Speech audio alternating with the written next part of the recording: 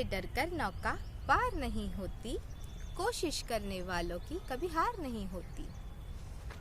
नमस्ते, अस्सलाम वालेकुम। मैं शालू सिकल सेल वॉरियर आपका स्वागत करती हूँ आपके अपने चैनल नेस्को के चैनल में।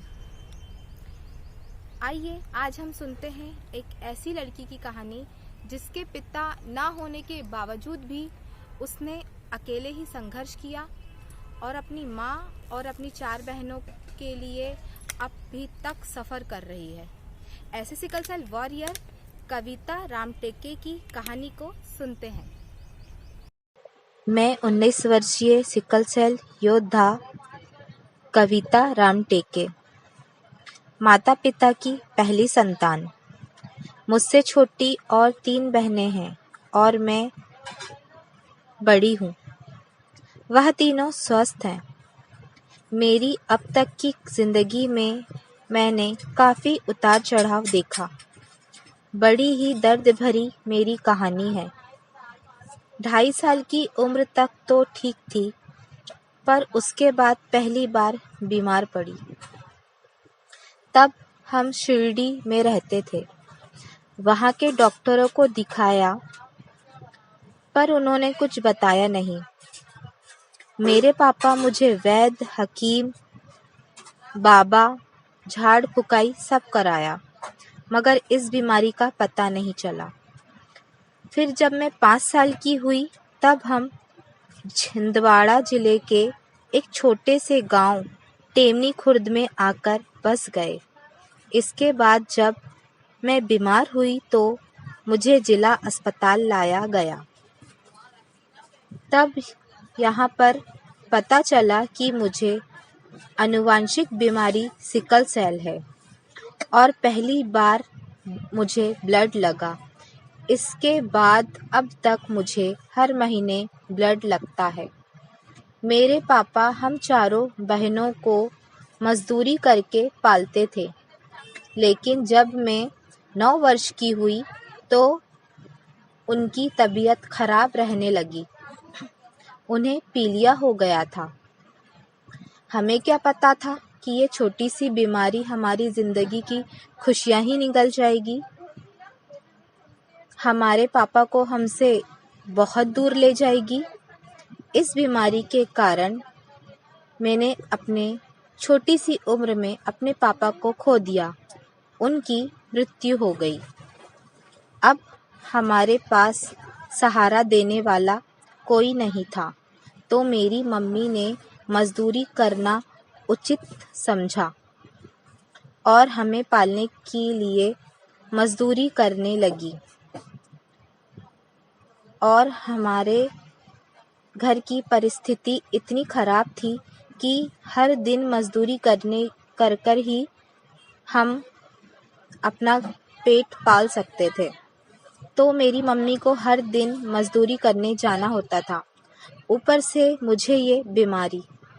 मेरी मम्मी मुझे लेकर जाती या मेरी 3 छोटी बहनों को देखती। उनका ख्याल कौन रखता? उनका पेट कौन भरता? इसलिए जब भी मैं बीमार होती तो मुझे अकेले ही छिंदवाड़ा अस्पताल जाना पड़ता। एक तो ये दर्द इतना होता कि मछली की तरह तड़पती थी। 35 किलोमीटर की दूरी मुझे 35,000 किलोमीटर की दूरी जैसी लगती थी। जैसे तैसे तो मैं अस्पताल पहुंचती। उसके बाद भी मुझे कहाँ आराम मिलता। मैं दर्द को कम करने के लिए भागा दौड़ी खुद ही करती। यहाँ तक कि मुझे ब्लड का इंतज़ाम भी खुद ही करना पड़ता। मैं हमेशा भगवान से पूछती कि मेरे साथ ऐसा क्यों किया।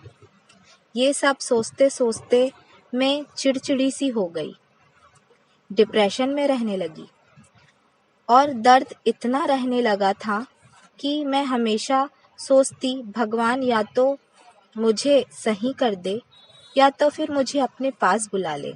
यही सोचकर मैं गोलियों को ज़्यादा लेने लगी। कभी कभी तो 10-10 गोलियां साथ ही खा लेती। फिर मेरी मम्मी मेरी गोलियों को छुपा देती थी। और मुझे समझाती कि मैं ऐसा कर दूंगी तो उनका क्या होगा। मैंने देखा अपनी मम्मी को और अपनी बहनों को।